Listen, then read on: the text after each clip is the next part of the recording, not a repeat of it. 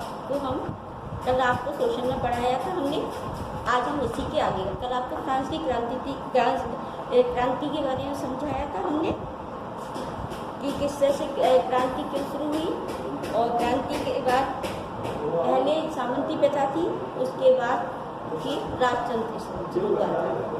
राजतंत्र अब उसके आगे का पढ़ाएंगे, लेकिन आप ध्यान रखिएगा इस समय कोरोना का टाइम चल रहा है, वायरस फैला हुआ है, तो आप सैनिटाइज करिएगा और मुंह पर मास्क भी लगाइएगा। मैं भी लगा के आई थी, अभी भी हटाया है मैंने, ठीक है। और आपका जो हमने कल पढ़ाया था उसका और आज जो हम पढ़ाएंगे, आपको जो भी होमवर्क आपको व्हाट्सएप पर मिल जाए, ठीक है। तो आप ध्यान दीजिएगा पढ़ाई पर और अपना होमवर्क कीजिएगा। हाँ, अब हम अपनी पढ़ाई शुरू करते हैं। जब फ्रांस में क्रांति हुई थी तो उसका असर यूरोप के अन्य देशों पर भी पड़ा था, जैसे प्रशा, ऑस्ट्रिया, हंगरी, स्पेन। इन देशों के राजाओं, कुलीन वर्गों को भी यह लगने लगा था कि जो न कहीं ये क्रांति यहाँ पर भी ना हो जाए, और उनको इस बात का भय हो गया था। तो उन्होंने भी जो ना उनको भय लगने लगा, तो उन्होंने पहले उस चीज़ का स्टार्टिंग की कि कहीं ये चीज़ यहाँ पर भी न हो। फिर देखिए फ्रांस में राजतंत्र का उन्मूलन हुआ। क्रांति के बाद फ्रांस में राजतंत्र समाप्त हो गया, उसके बाद गणतंत्र की स्थापना हुई। फिर उसमें क्या क्या हुआ था ये मैं आपको बता रही हूँ। लुई 16वें की दुविधा, जब राजतंत्र की समाप्ति के बाद गणतंत्र की स्थापना हुई तो लुई 16वें को दुविधा हुई। उन्होंने जन सामान्य की क्रांति की भावना को देख करके संविधान पर हस्ताक्षर तो कर दिए, लेकिन वो उससे संतुष्ट नहीं थे। वो अपनी वही पूर्व की स्थिति को प्राप्त करने के लिए प्रशा के राजा से गोपनीय वार्ता कर रहे थे। और जो भी फ्रांस में कुछ भी घटित हुआ था, राजा लोग बहुत डरे थे, इसलिए वे ऐसी घटनाओं को रोकने के लिए उन्होंने शासकों ने सेना को भेजने की योजना बनाई। वो योजना सफल होती है उससे पहले ही जो अप्रैल 1792 में नेशनल असेंबली ने रशा और ऑस्ट्रिया के विरुद्ध युद्ध की घोषणा का प्रस्ताव पारित कर दिया। इसका घोषणा प्रस्ताव पारित हुआ, उसके बाद जनता की प्रतिक्रिया क्या हुई देखिए। तो युद्ध की घोषणा के पारित करने के बाद जो प्रांत में जितने भी स्वयंसेवी थे वो सेना में भर्ती होने के लिए एकत्र होने लगे, और युद्ध को यूरोपीय राजाओं और कुलीनों के विरुद्ध एक आम जनता की जंग के रूप में देखा गया, अर्थात आम जनता भी जंग के लिए तैयार थी। और उसी में ही स्वयंसेवी युवक कवि राजे टी लाइल ने मार्सिले गीत गुनगुनाया, और वह गीत को गुनगुनाते हुए पेरिस की ओर गए, और अंत में यह गीत फ्रांस का राष्ट्रगान हुआ। फिर इस क्रांति के साथ साथ जनता के सामने कुछ कठिनाइयाँ भी आईं, क्योंकि जब क्रांति के रूप में युद्ध छिड़ा तो आम जनता को बहुत क्षति हुई, आर्थिक कठिनाइयाँ भी उनके सामने आई, क्योंकि पुरुष को युद्ध में भाग लेने के कारण रोजी रोटी की जो जिम्मेदारी थी वह स्त्रियों को संभालनी पड़ी।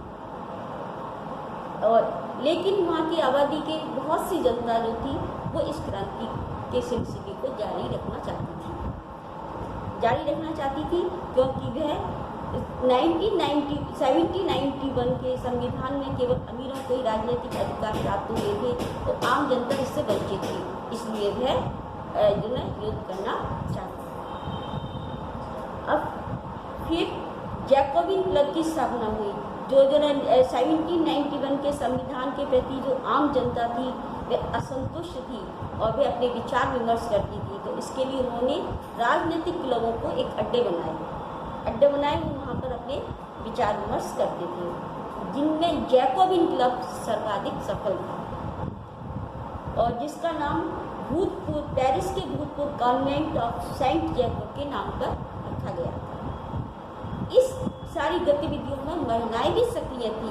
उन्होंने भी भाग लिया था और उन्होंने भी अब एक क्लब की स्थापना की थी। अब जो जैकोबिन क्लब बना था उसके सदस्यों की कुछ विशेषताएं थी।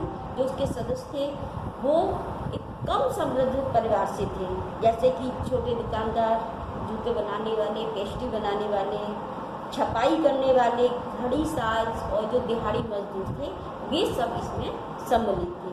और इनका नेता मैक्सिमिलियन रॉबेस्पियर था। उन्होंने अपनी अलग पहचान बनाई, जो कि उन्होंने अपनी एक अलग पहचान बनाई।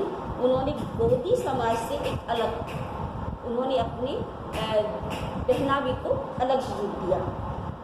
जो गोदी वाले जो थे समाज के वो घुटनों तक पहनते थे, लेकिन उन्होंने पतलून को पहनने का निर्णय लिया। जैकोबिन क्लब के सदस्यों को एक अन्य नाम से भी पुकारा जाने लगा, सौकुलार, जिसका शाब्दिक अर्थ होता है बिना घुटने वाले। और वह लाल रंग की टोपी भी पहनते थे, लेकिन स्त्रियों को ये अधिकार नहीं। इसके बाद जैकोबिन के हिंसक विद्रोह हुआ और इसके बाद जैकोबिन के लोगों ने हिंसक विद्रोह किया, क्योंकि 1792 की गर्मियों के दिनों में क्या था, भोज पदार्थों की कीमतें महंगी हो गई थी और अभाव भी था, तथा पेरिस वासियों को साथ में लेकर के उन्होंने एक हिंसक विद्रोह की योजना बनाई और फिर ट्यूलेरिये महल पर 10 अगस्त को हमला कर दिया। वहाँ के राजा के रक्षक लोग मारे गए तथा राजा को भी बंधक बना लिया। और आगे चल के नेशनल असेंबली ने उस शाही परिवार को जेल में डालने का प्रस्ताव पारित किया।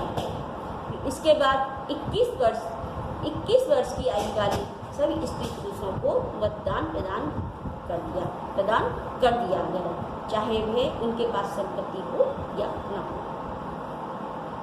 फिर नवनिर्वाचन असेंबली हुई, असेंबली की स्थापना की गई। उसके बाद एक नई असेंबली की स्थापना की गई, जिसका नाम कन्वेंशन रखा गया। 21 सितंबर 1792 में राजतंत्र का इस प्रकार अंत हो गया और फ्रांस को गणतंत्र राज्य घोषित कर दिया गया। जिसके बाद लुई 16वें को देशद्रोह के आरोप में मौत की सजा सुनाई गई। 21 जनवरी 1793 को प्लेस डी ला कॉनकॉर्ड में उनको सार्वजनिक फांसी दी गई और इस प्रकार उनकी पत्नी एंटोइनेट को भी फांसी हुई। ये तो आपको गणतंत्र के बारे में बताया, किस प्रकार फ्रांस में गणतंत्र की स्थापना हुई। अब जब नई असेंबली निर्वाचित हुई, देश में गणतंत्र लागू हो गया, उसके बाद फ्रांस में रॉबेस्पियर का राज हुआ। फ्रांस में सन 1793 से 94 के समय को आतंक का राज या आतंक का युग कहा गया, क्योंकि जो रॉबेस्पियर की जो नीति थी वह बहुत ही नियंत्रित और कठोर नीति थी, दंड की जो कठोर नीति थी। रॉबेस्पियर ने नियंत्रण एवं दंड की सख्त नीति अपनाई थी। उनके जो कुलीन, पादरी, राजनीतिक दल के सदस्य थे जो रॉबेस्पियर की कार्यशैली से असहमति रखते थे, वह उन सभी को गिरफ्तार करके जेल भेज दिया जाता था उनको, तथा न्यायालय द्वारा मुकदमा चलाया जाता और दोषी पाए जाने पर उनको गिलोटिन नामक मशीन से उनका सिर से अलग कर दिया जाता था। तो इस तरह से उसकी जो नीति थी वह बहुत ही कठोर नीति थी। रॉबेस्पियर ने जब अपना कानून बनाया, उसमें जो न मजदूरों की कीमतों की अधिकतम सीमा को तय कर दिया गया था, तथा पाव रोटी और मांस पर राशनिंग कर दी गई थी, तथा जो न उन्होंने सफ़ेद महंगे आटे के प्रयोग का भी प्रतिबंध लगा दिया था, तथा सभी नागरिकों को गेहूं से बनी हुई रोटी का प्रयोग करना अनिवार्य कर दिया था। वह रोटी उस समय बराबरी का प्रतीक समझी जाती थी, इसलिए उसे समता रोटी का नाम किया गया। और उसने वहाँ के सभी जो परंपरा चली आ रही थी, मानस्यूर और मदाम कहने की, तो इन शब्दों की जगह उन्होंने पुरुष को सितोयेन और स्त्रियों को सितोयिन नाम से संबोधित करने के लिए कहा गया। तो रॉबेस्पियर की जो नीतियाँ थी बहुत ही कठोरता से लागू हुई थी। इतनी सख्त थी उसकी नीतियाँ कि जो उनके समर्थक थे वो भी सत्ते में आ गए थे। इसलिए अंत में जुलाई 1794 में उसे न्यायालय द्वारा दोषी ठहराया गया और अगले दिन गिलोटिन नामक मशीन से उनको फांसी उसका सर से अलग कर दिया गया।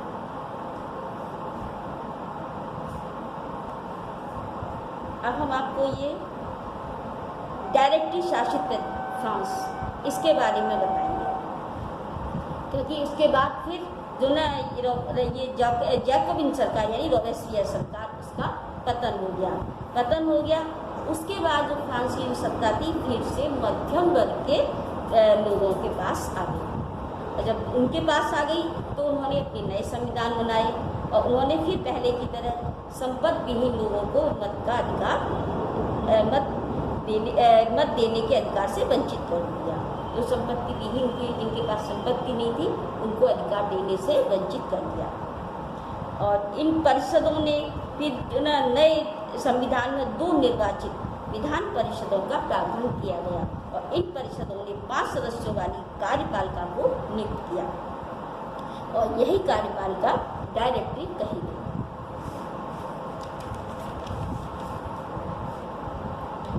किंतु समझो इस चिंताजनक स्थिति ये थी कि डॉक्टरों का विवाद विधान परिषद से होता था और डॉक्टरों की स्थिति प्राय विवाद की स्थिति प्राय उत्पन्न हो जाती थी।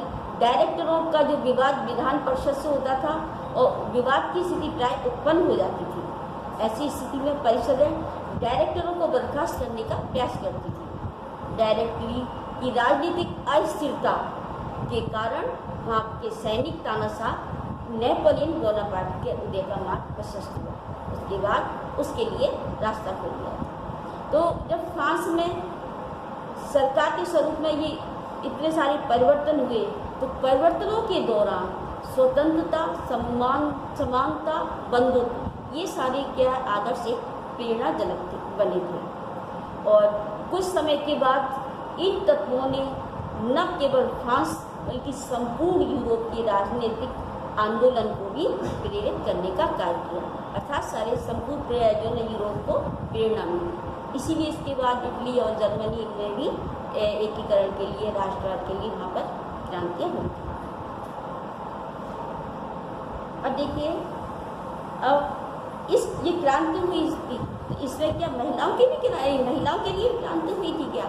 हाँ, इससे पहले क्या था, महिलाओं को मत देने का अधिकार नहीं था और उनको किसी अच्छे पदों पर भी उनको प्राप्त नहीं होता था।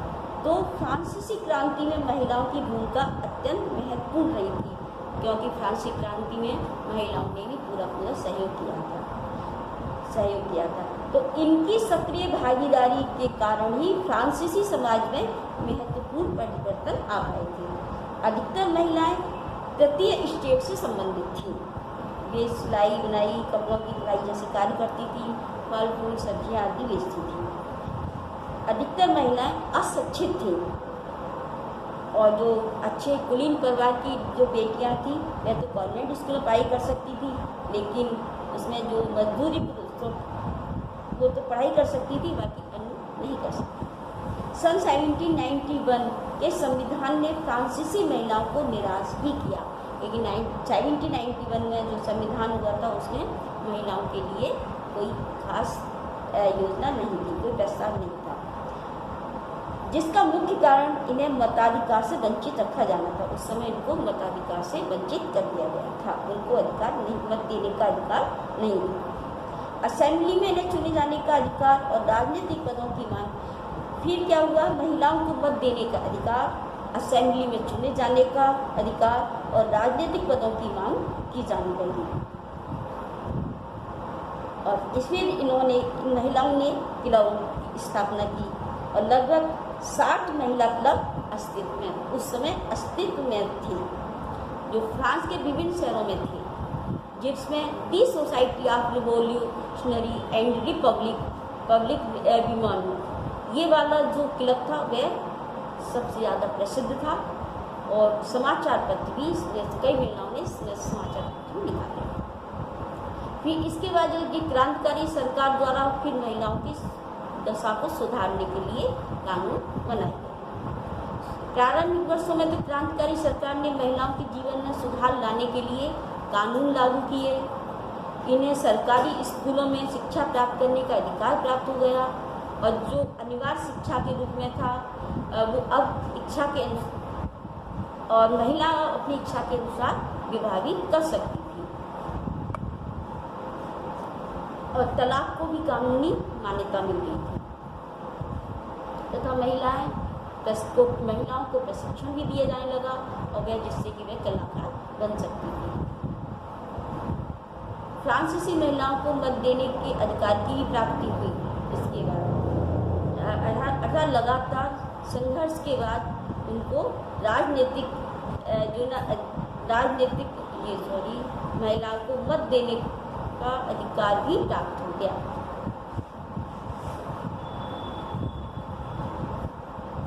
और इस प्रकार 1946 में फ्रांसीसी महिलाओं को पूरा अधिकार मिला। अब ये हुआ। अब इसके बाद या तो वहाँ पर फ्रांस में दास प्रथा थी तो उसके उन्मूलन के लिए भी उनके उन्मूलन के लिए भी क्रांति हुई। तो दास प्रथा के उन्मूलन को समझने के लिए कुछ नए महत्वपूर्ण तथ्य हैं। दासों की आवश्यकता एवं स्थिति। फ्रांसीसी उपनिवेशों में कैरेबियाई उपनिवेश थे जैसे मार्टिनिक, गुआडेलूप, सेंट डोमिंगो आदि थे।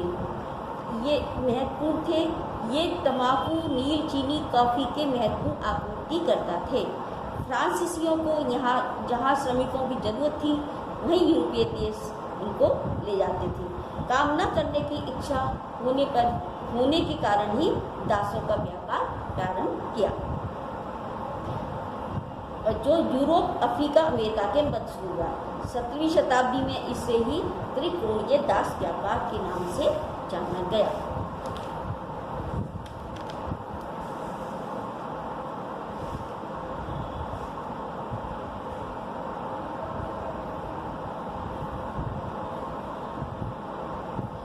यहाँ के ये स्थानीय सरदार थे, वे दासों की खरीद फरोख्त करते थे और इन दासों को हथकड़ी लगाकर अटलांटिक महासागर के पार कैरेबियाई देशों को भेज दिया जाता था, जो बहुत 3 महीने की लंबी समुद्री यात्रा के बाद वो वहाँ पहुँच पाते थे। फिर इस दास प्रथा को खत्म करने के लिए कदम उठाए गए। तो जैकोबिन सरकार ने क्रांतिकारी कदम उठाए। बाद में लंबी बहस के बाद नेशनल असेंबली द्वारा 1794 में दासता को गैर कानूनी घोषित कर दिया गया और सभी दासों को फ्रांस व उनके समुद्री उपनिवेशों से मुक्त कर दिया गया। 10 साल बाद नेपोलियन बोनापार्ट द्वारा फिर से बागान मालिकों को श्रमों की आपूर्ति के लिए दास प्रथा फिर से शुरू कर दी गई और यही दास अफ्रीकी निग्रो के नाम से जाने जाते थे। लेकिन स्थायी रूप से सन 1848 में ही फ्रांस के उपनिवेशों से दास प्रथा का उन्मूलन हो पाया। 1848 में पूरी तरह से दास प्रथा का उन्मूलन हो गया। अब जब क्रांति चल रही थी उस समय की जिंदगी कैसी थी डेली की, इसमें ये चीज बताई। हाँ, फ्रांसी क्रांति के बाद राजनीतिक गतिविधियों ने लोगों की दैनिक जीवन को बहुत गहराई से प्रभावित किया।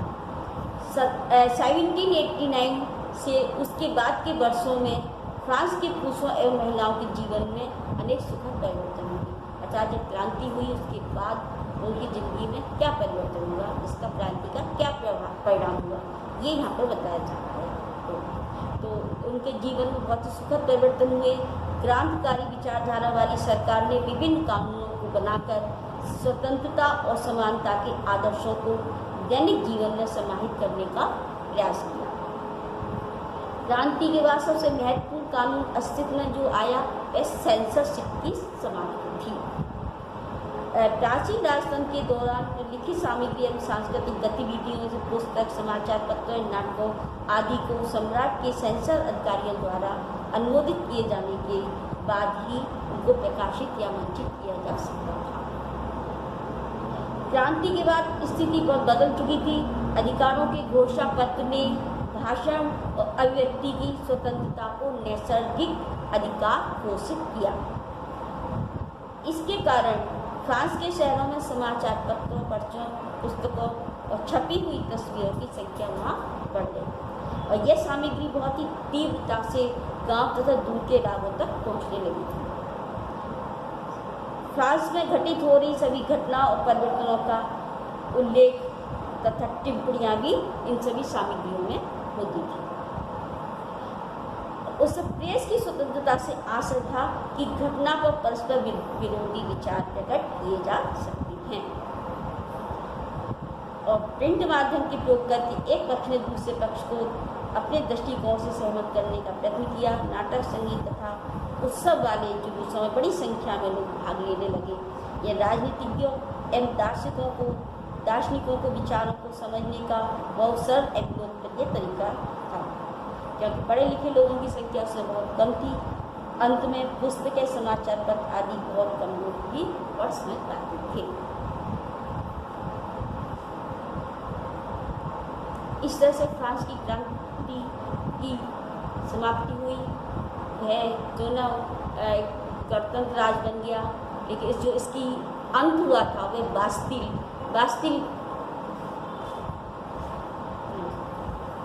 इस फ्रांस की क्रांति का जो अंत हुआ था वाटरलू की घटना के साथ हुआ था।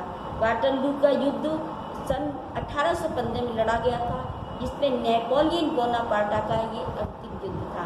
इस युद्ध में एक ओर फ्रांस था और दूसरी ओर ब्रिटेन, रूस तथा ऑस्ट्रिया और हंगरी की संयुक्त सेनाएं थी। इस युद्ध में नेपोलियन को पराजित कर दिया गया था और उसे कैदी के रूप में सेंट हेलेना नामक टापू पर भेज दिया था, जहाँ 1821 में उसकी मृत्यु हो गई थी। तो इसके साथ ही ये फ्रांस की क्रांति ये आपका लेसन भी समाप्त होता है।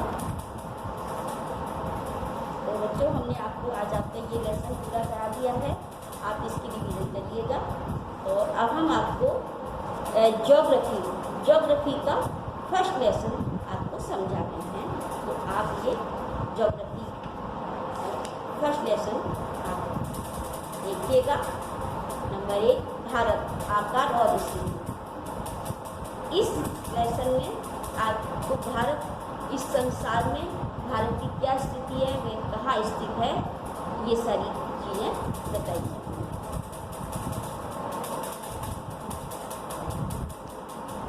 विश्व की प्राचीन संस्कृतियों में भारत का एक महत्वपूर्ण स्थान रहा है और हमारे भारत ने पिछले 5 दशकों में सामाजिक व आर्थिक प्रगति पूरे क्षेत्र में प्रगति की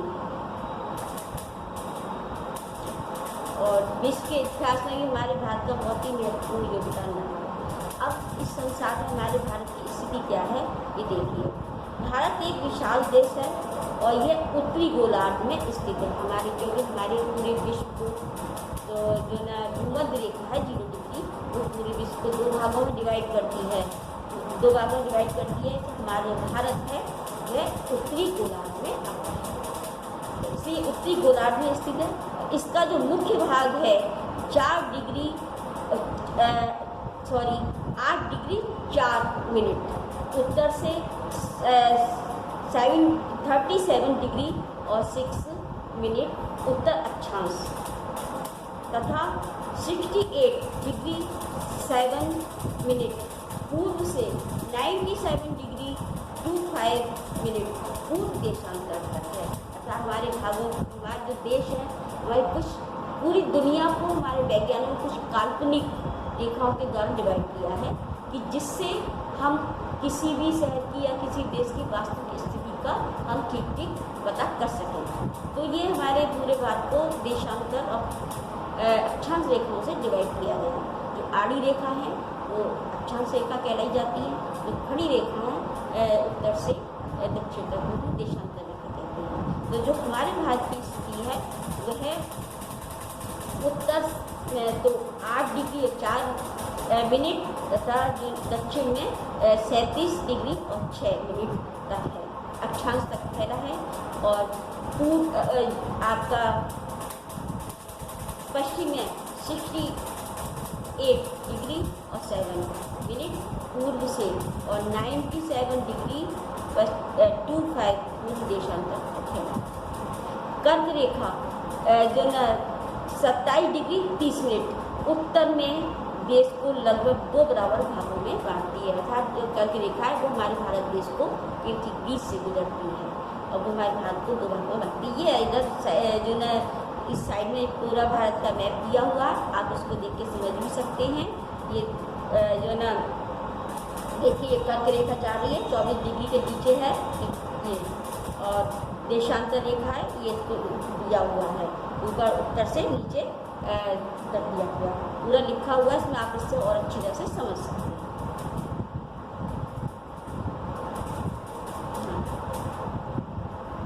मुख्य भूभाग के दक्षिण पूर्व में अंडमान निकोबार, हमारे जो भारत के दक्षिण पूर्व में बंगाल की खाड़ी है उसमें जो अंडमान निकोबार द्वीप समूह स्थित है, और भारत के दक्षिण पश्चिम में लक्षद्वीप समूह स्थित है। अरब सागर में लक्षद्वीप द्वीप समूह स्थित है। अब भारत का आकार देखिए, भारत के भूभाग का कुल क्षेत्रफल लगभग 32.8 लाख वर्ग किलोमीटर है। भारत का क्षेत्रफल विश्व के कुल भौगोलिक क्षेत्रफल का 2.4% है। क्षेत्रफल की दृष्टि से हमारे भारत का विश्व में 7वां स्थान है, 7वां सबसे बड़ा देश है। भारत की जो स्थल सीमा रेखा है वह लगभग 15,200 किलोमीटर है, और जो समुद्री तट है उसमें अंडमान निकोबार द्वीप समूह और लक्षद्वीप समूह को मिलाकर के 7,516.6 किलोमीटर। भारत के उत्तर पश्चिम और उत्तर पूर्वी सीमा पर सबसे नवीन वाली पर्वत हिमालय पर्वत स्थित है। हमारा जो भारत का ऊपरी हिस्सा छोड़ा है, लेकिन नीचे दक्षिण में यह थोड़ा हिंद महासागर की तरफ सकरा होता गया।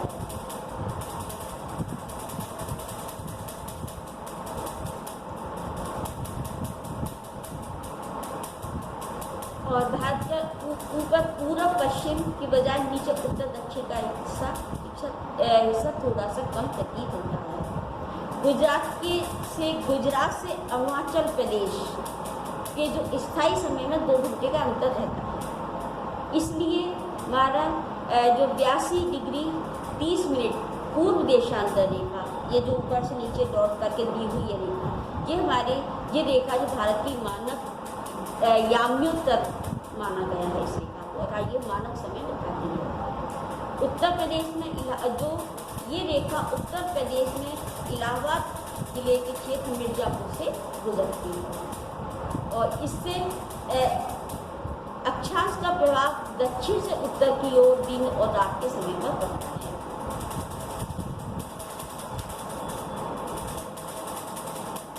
देखिए एक्स्ट्रा शॉर्ट देखिएगा, इसमें थोड़ा समझाया गया है जो भी आपको बताया था। जो मानक याम्योत्तर रेखा है वो क्या होती है, ये 82 डिग्री 30 मिनट जो पूर्वी देशांतर रेखा है, जो भारत का मानक याम्योत्तर रेखा जिसे कहते हैं, ये मानक समय को निर्धारित करती है। मानक समय वो समय होता है जो किसी देश के लोगों के व्यवहार के लिए स्वीकार किया जाता है। इससे हमारे जो भी देश हमारे समय संबंधी जो आवश्यकता है वो पूरी की जाती हैं, लेकिन ये हमारे अपने ही देश में लागू होगी, किसी दूसरे देश में उपयोगी नहीं है। और हमारे भारत का जो सबसे दक्षिणी जो पॉइंट है, उस बिंदु है, वो इंडा पॉइंट है। ये भारत के निकोबार द्वीप समूह के सबसे बड़े द्वीप समूह निकोबार द्वीप पर स्थित एक गाँव है। सन 2004 में सुनामी लहरों के कारण ये समुद्र में डूब गया। इसमें एक और दिया हुआ स्वेज नहर। स्वेज नहर के बन जाने से हमारा भारत के साथ पहले बहुत समय से यूरोप का व्यापार चलता रहा है, लेकिन पहले जब तो स्वेज नहर नहीं बनी थी तो भारत के लिए वो दूरी बहुत कम ही थी, और जब स्वेज नहर बन गई तो उससे कम 7 किलोमीटर की दूरी कम हो गई, और वह स्वेज नहर लाल सागर और भूमध्य सागर को आपस में जोड़ता है। तो इस तरह से हमारे भारत देश को व्यापार करने में थोड़ी आसानी। अब जो ना इस 82 डिग्री और 30 मिनट इस पूर्वी देशांतर रेखा को भारत का मानक याम्योत्तर रेखा क्यों माना गया? तो देखिए, मानक मध्य रेखा है, यानी बीच की रेखा, जो किसी देश के मानक समय को निर्धारित करती है। पूरे देश में सभी कार्य इसी रेखा के समय के अनुसार होते हैं। क्योंकि जो हमारे देश में समय माना जाता है, मुख्य समय इसी रेखा के अनुसार माना जाता है। यदि ऐसा न हो तो देश की परिवहन, संचार व्यवस्था, कार्यालय में होने वाले जो कार्य हैं, इन सभी गतिविधियों में समस्या उत्पन्न हो जाएगी। समय को ठीक समय का उनको ज्ञान नहीं हो पाएगा। हमारे देश में 82 डिग्री 30 मिनट पूर्वी देशांतर रेखा को इसलिए मानक मध्य रेखा निर्धारित किया गया है, और इस रेखा का समय ही भारत का मानक समय कहलाता है। अब कन्याकुमारी आकाश में दिन रात की अवधि में अंतर क्यों है? भाई कन्याकुमारी क्योंकि एकदम भारत का उत्तरी पॉइंट है, कन्याकुमारी भारत का दक्षिण पॉइंट है और कश्मीर उत्तरी पॉइंट है। तो इन दोनों के रात दिन के समय में भी अंतर होता है। इसका कारण क्या है, ये देखिए। देश का उत्तर दक्षिण विस्तार भारत के विभिन्न भागों में दिन रात की लंबाई में अंतर उत्पन्न करता है। कन्याकुमारी भूमध्य रेखा के निकट है, यानी लगभग 8 उत्तर अक्षांश है भूमध्य रेखा के पास। तो यहाँ दिन रात लगभग समान अवधि के होते हैं, परंतु कश्मीर वह भूमध्य रेखा से दूर है। तो यहाँ पे पूरे वर्ष सूर्य की किरणें तिरछी पड़ती हैं, जिसके कारण रात। भारत और विश्व, हमारे भारत का विश्व में क्या स्थान है, कहाँ पर वह स्थित है? देखिए, भारत एशिया महाद्वीप के पूर्व व पश्चिम दिशा के मध्य में स्थित है। हमारे जो है पूरे देश को 7 उपमहाद्वीपों में बांटा गया है। एशिया सबसे बड़ा उपमहाद्वीप है और भारत एशिया महाद्वीप में स्थित है। तो ये बस भारतीय भूभाग एशिया महाद्वीप का दक्षिण विस्तार है। हिंद महासागर भारत को केंद्रीय स्थिति प्रदान करता है, क्योंकि यह पश्चिम दिशा में स्थित यूरोपीय देशों और पूर्वी दिशा में स्थित एशियाई देशों को मिलाता है। दक्षिण का पठार हिंद महासागर यह शीर्ष पर स्थित है। पश्चिम एशिया, अफ्रीका व यूरोप के देशों के साथ साथ पूर्वी एशिया के देशों से भी पूर्वी तट के द्वारा निकटतम संबंध स्थापित करता है। हिंद महासागर में किसी भी देश की तटीय सीमा भारत के समान नहीं है, अर्थात भारत की जो सीमा सबसे ज़्यादा बड़ी है। इसीलिए हिंद महासागर का नाम हमारे भारत के नाम पर रखा गया है। अब हमारे भारत देश के विश्व के अन्य देशों के संबंध तथा आदान प्रदान कैसे थे, वो हमारे पुराने समय से हमारे भारत का विश्व के अन्य देशों के साथ संबंध रहे हैं। भारत का विश्व के विभिन्न देशों के साथ संपर्क बहुत पुराना है। यह संबंध समुद्री जल मार्गों की तुलना से भूभागों से अधिक था, क्योंकि पहले समुद्री मार्गों के बारे में जानकारी नहीं थी। आवागमन के विभिन्न मार्गों से प्राचीन समय से विचारों वस्तुओं का आदान प्रदान होता रहा है। भारत के पश्चिम मध्य पूर्वी एशिया तथा दक्षिण एशिया के पड़ोसी देशों के साथ अत्यंत महत्वपूर्ण संपर्क रहा है, अर्थात हमारे भारत का पड़ोसी देशों से बहुत पुराने समय से ही संपर्क रहा है। हमारे इसी संपर्क के कारण ही उपनिषदों के विचार, रामायण तथा पंचतंत्र की कहानियाँ और भारतीय अंक एवं दशमलव प्रणाली आदि विश्व के विभिन्न भागों तक पहुँच सके हैं। मसाले, मलमल आदि कपड़े तथा व्यापार के अन्य सामान भारत से विभिन्न देशों तक ले जाए जाते थे। और इसी के साथ यूनानी स्थापत्य कला और पश्चिमी एशिया की वास्तुकला के प्रतीक मीनारों और गुंबदों का प्रभाव हमारे देश की स्थापत्य कला पर पड़ा। इस तरह से आदान प्रदान होता रहा है। अब हमारे भारत के पड़ोसी देश एशिया, दक्षिण एशिया में भारत का महत्वपूर्ण स्थान है। वर्तमान समय में भारत में 29,7 केंद्र शासित, लेकिन अब इस समय इसमें चेंजिंग हो चुकी है। उत्तर पश्चिमी दिशा में भारत की सीमाएं पाकिस्तान और अफगानिस्तान के साथ मिलती हैं। उत्तर दिशा की सीमा चीन, नेपाल और भूटान के साथ मिलती है, जबकि पूर्व दिशा की सीमा म्यांमार और बांग्लादेश के साथ मिलती है। दक्षिण दिशा में समुद्र के ऊपर भारत के पड़ोसी श्रीलंका और मालदीव जैसे देश हैं। भारत और श्रीलंका के मध्य छोटा समुद्री रास्ता पाक जल संबंधी व मन्नार की खाड़ी है। लक्षद्वीप के दक्षिण में मालदीव स्थित है और पड़ोसी देशों के साथ भारत के भौगोलिक एवं ऐतिहासिक संबंध बहुत ही अच्छे रहे हैं हमेशा से और अभी भी ज़्यादातर अच्छे हैं। देखिए एक्स्ट्रा शॉर्ट को देखिएगा। क्षेत्रफल की दृष्टि से भारत विश्व का 7वां सबसे बड़ा देश है और इसके जो बड़े 6 देश हैं वो रूस, कनाडा, संयुक्त राज्य अमेरिका, चीन, ब्राज़ील और ऑस्ट्रेलिया है। सन 1947 से पहले भारत में 2 प्रकार के राज थे, प्रांत व रियासत। लेकिन ब्रिटिश सरकार के बाद 22 राज द्वारा संयुक्त अंग्रेज अधिकारी प्रांतों पर इन पर शासन किया करते थे और रियासतों का शासन स्थानीय शासक द्वारा पैतृकता के आधार पर अंग्रेज शासकों की प्रभुसत्ता मानकर स्वायत्तता से किया जाता था। मन्नार की खाड़ी, यह उथले पानी की खाड़ी है तो वहाँ पर पानी कम है। यह हिंद महासागर में लक्षद्वीप सागर के एक हिस्से का निर्माण करती है और यह खाड़ी भारत के दक्षिण पूर्व श्रेष्ठ और श्रीलंका की पश्चिमी तट के मध्य स्थित है। ये भारत और श्रीलंका को जोड़ता है। ये आपका यहाँ पर आपका आज पूरा हो गया है और हमने जहाँ तक पढ़ा है वो आपको पहले ही बता दिया गया है। ये पूरा हो गया, आगे कल बढ़ाएंगे। अब इसके